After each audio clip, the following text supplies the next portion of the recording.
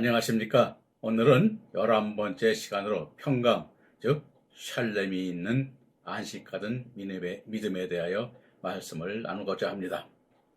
평강 있는 안식하던 믿음은 부활의 신앙으로 믿는 믿음이 있을 때에 얻어지는 것으로 우리 신앙생활의 기본이 되면서도 누리지 못하는 신앙이 안식하는 믿음인데, 안식하는 신앙은 마태복음 11장 28절 29절에 수고하고 무거운 짐진 자들아 다 내게로 오라. 내가 너희를 쉬게 하리라. 나는 온유하고 겸손하니 나의 멍에를 메고 내게 배우라.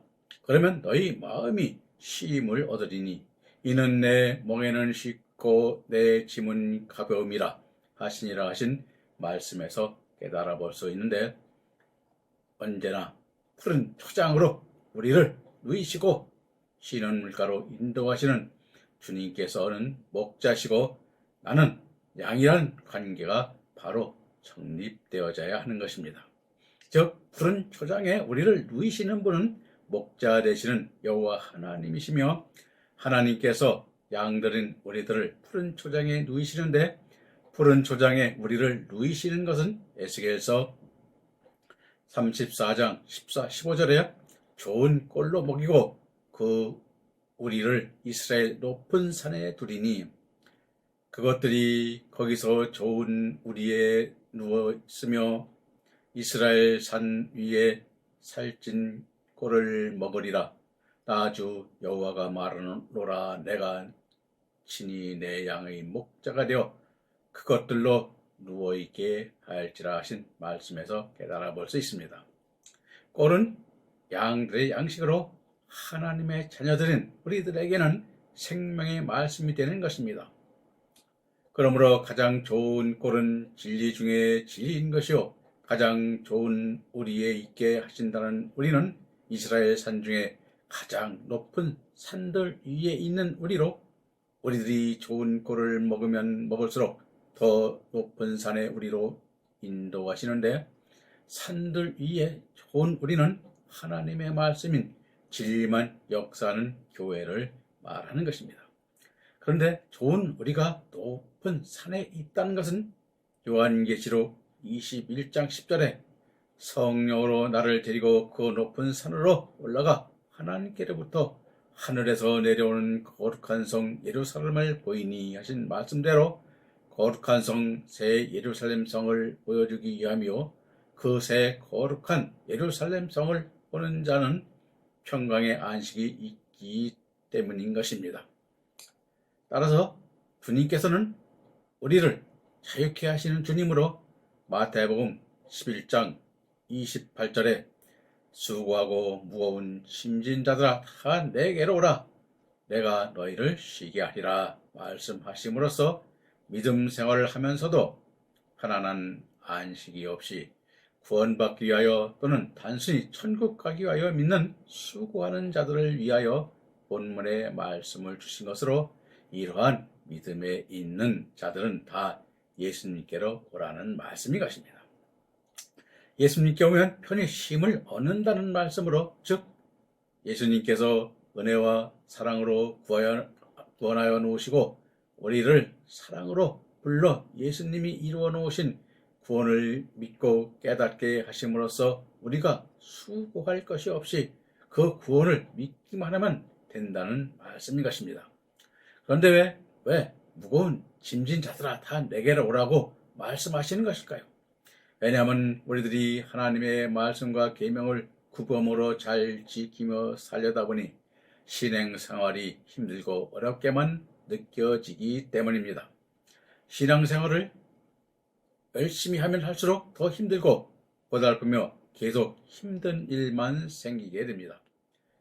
마태복음 23장 2절에 보면 예수님께서 말씀하시기를 서기관과 바리새인들이 모세의 자리에 앉았으니 말씀하고 있는데, 서기관과 바리새인들이 모세의 자리에 앉았다는 것은 하나님의 말씀을 가르치는 자들인 서기관과 바리새인들이 말로만 하고 하나님의 뜻에 합당하게 행하지 않으므로 그렇게 말씀하시고 있는 것입니다. 마태복음 23장 4절에는 또 무거운 짐을 묶어 사람의 어깨에 지우되 자기는 이것을 한 손가락으로도 움직이려 하지 아니하며 하셨는데, 무거운 짐은 다른 사람이 지워주는 짐이 무거운 짐으로 가르치는 자들인 서기관과 바리새인들이 하나님의 말씀을 하나님의 사랑으로 전하지 않고 문자적 의미로 가르치고 교훈과 유전과 규율과 규칙으로만 가르치기 때문에 무거운 계명이 되고 있음을 말씀하시는 것입니다. 다시 말하면 하나님의 말씀과 계명을 육신으로 지켜 행하여야 천국에 간다고 가르치기 때문에 하나님을 섬기는 신앙생활이 어렵고 힘든 무거운 짐으로 지워지고 있는 것입니다. 그리고 교회에 나아가 예수님을 믿으면 짐을 풀어놓아야 하는데 짐을 내려놓기는커녕 오히려 자꾸 짐을 더 얹어 더욱 무겁게만 만들기 때문에 예수님께서 그렇게 말씀하시고 있는 것입니다. 그리고 자기는 한 손가락으로도 움직이라고 하지 않는다고 하셨는데, 카라는 학자의 말처럼 마치 무자비한 마부가 무겁고 운반하기 힘든 물건을 짐승의 등에 싣고 자신은 무관심하게 서서 짐을 덜어주거나 바로잡아줄 생각은 아니한 것 같다고 표현한 말로 요한일서 5장 3절 4절에 하나님이 사랑하는 것은 이것이니 우리가 그의 계명을 지키는 것이라. 그의 계명들은 무거운 것이 아니로다. 대저 하나님께서 난 자마다 세상을 이기느니라. 세상을 이긴 이김은 이것이니 우리의 믿음이라 말씀하시고 있습니다. 즉 우리에게 하나님의 계명은 결코 무거운 것이 아닌 것입니다. 하나님 아버지께서도 우리 인간들은 하나님의 계명을 100% 지키지 못할 것도 알고 계십니다.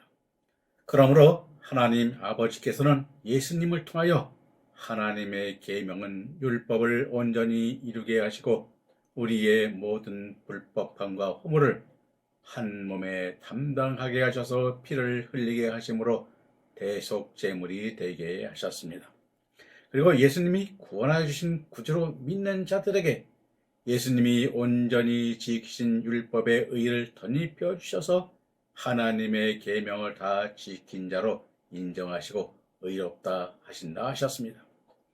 우리의 것만 의롭다 하시는 것이 아니라 우리를 하나님의 말씀으로 계속하여 우리의 마음까지 의로운 자로 세워 가시는 것입니다. 예수님께서 제자들의 발을 씻음으로써 깨끗하게 하신 것과 같이 예수님께서 주신 말씀을 성령으로 부어주셔서 깨닫게 하여 우리의 속에 어두움과 더러운 부분들까지 예수님과 같이 거룩한 자로 성화시켜 가시는 것입니다. 히브리서 8장 10절에 내 법을 저희 생각에 두고 저희 마음에 이것을 기록하리라 말씀하고 있듯이 예수님을 믿는 믿음 안에서 새 피조물이 된 우리들에게 말씀이 육신을 입고 오신 예수님과 같이 우리들 속에 그리스도의 장성한 분량에 이르러 그리스도의 형상을 이루기까지 역사를 이루어 주시는 것입니다. 그러므로 예수님을 믿는 믿음 안에서 하나님의 계명들을 지키는 것은 무겁고 힘든 것이 아니라 주님께서 이루어 주심으로써 힘든 것이 아닌 것입니다. 우리들 스스로 말씀을 지켜 행하면 짐이 예수님께로 넘겨져서 예수님이 우리 속에서 말씀을 믿는 믿음대로 일하심으로써 우리에게 경험되어진 은혜에 대하여 기쁨과 감사함으로 찬송과 경배받게 드릴 것이 없게 되는 것이며 부활의 생명이 되었으므로 죽음에서도 해방되었으니 우리에게는 편안한 안식이 있을 수밖에 없는 것입니다. 그러므로 그리스도 안에 있는 새 피조물은 자기의 일을 쉬게 된다고 쓰게 되고 하나님의 말씀에 따라 즉 마태복음 11장 29절에 나는 온유하고 겸손하니 나의 멍에를 메고 내게 배우라. 그러면 너희 마음에 쉼을 얻으리니 이는 내 멍에는 쉽고 내 짐은 가벼움이라 하신 말씀에서 보여주고 있듯이 예수님의 마음이 온유하다는 것은 하나님 아버지께서 절대적으로 순종하며 하나님의 뜻대로 하나님의 선한 일을 이루기 위하여 사신 분이심을 뜻하는 것이요. 예수님의 마음이 겸손하다는 것은 요한복음 1장 29절에 세례 요한이 예수님을 증거할 때 보라 세상 죄를 지고 가는 하나님의 어린 양이로다 하셨는데, 세상의 죄를 지고 가는 하나님의 어린 양은 오직 한 분뿐인 어린 양 예수 그리스도로, 예수님은 작아지고 하나님 아버지만 늘 나타내어 하나님 아버지의 영광만을 나타내셨기 때문인 것에 이르신 말씀인 것입니다. 그러나 요한복음 21장 15절에 예수님께서 시몬 베드로에게 내 어린 양을 먹이라 하신 말씀의 어린 양은 성도들을 나타낸 것입니다.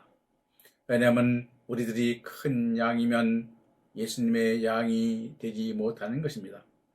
요한복음 3장 30절에 그는 흥해야 하겠고 나는 쇠하여야 하리라는 말씀과 같이 우리는 주님의 어린 양으로 주님 안에서 안식하기 때문인데, 주님 안에 있는 자일수록 예수님의 영광만 드러내게 되기 때문입니다.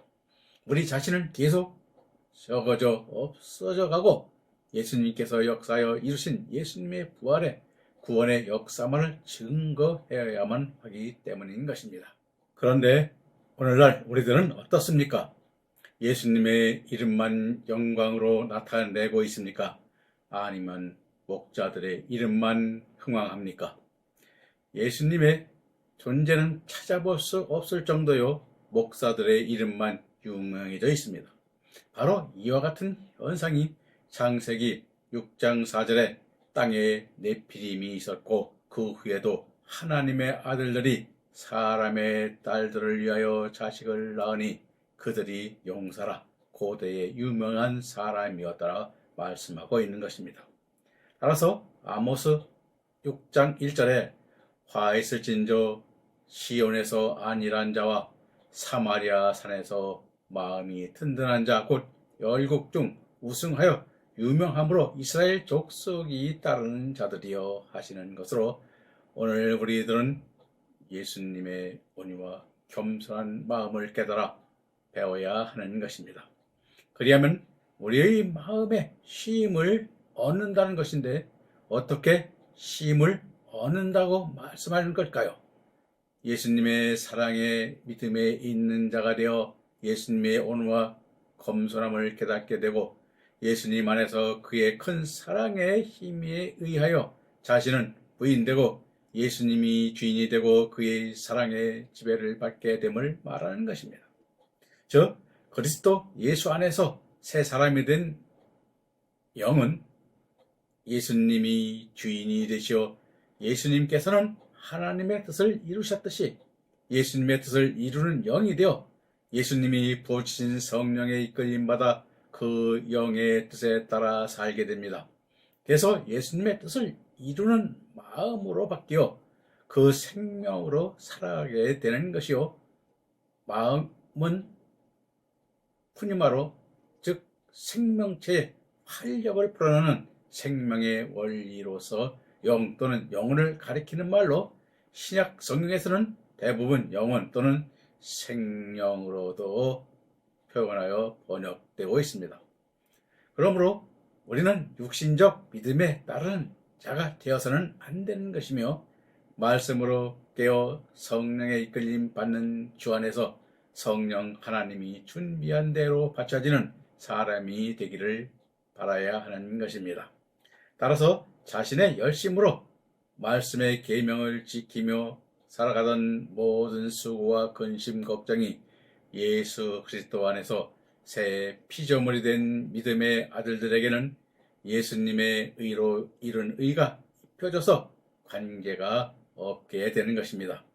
그러므로 말씀이신 하나님이 육신을 입고 예수님으로 오셔서 그 말씀을 믿는 자들에게는 성령을 보셔서 그 성령으로 인도를 받게 하심으로 믿음 안에 있는 자들의 영혼과 육을 통하여 친히 성령께서 일을 하시니 마음의 쉼을 얻게 되는 것인데, 더 정확하게 말하면 영혼이 쉼을 얻게 되는 것입니다.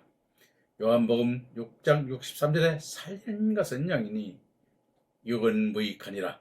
내가 너에게 이른 말이 영이요 생명이라 말씀하시고 있듯이, 우리들이 영으로 말씀을 받으면 우리의 깨닫는 마음과 생각의 혼이 예수님의 생각과 마음으로 채워져서 사람의 일은 쉬게 하고 육신도 말씀을 따라 예수님이 이루는 선한 일의 도구로 쓰임받게 하시는 것입니다.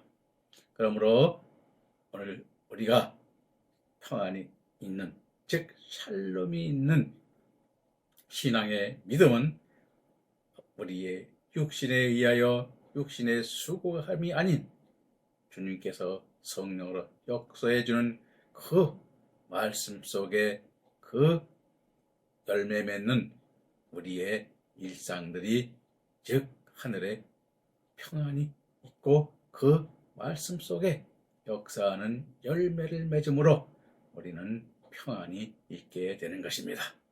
감사합니다.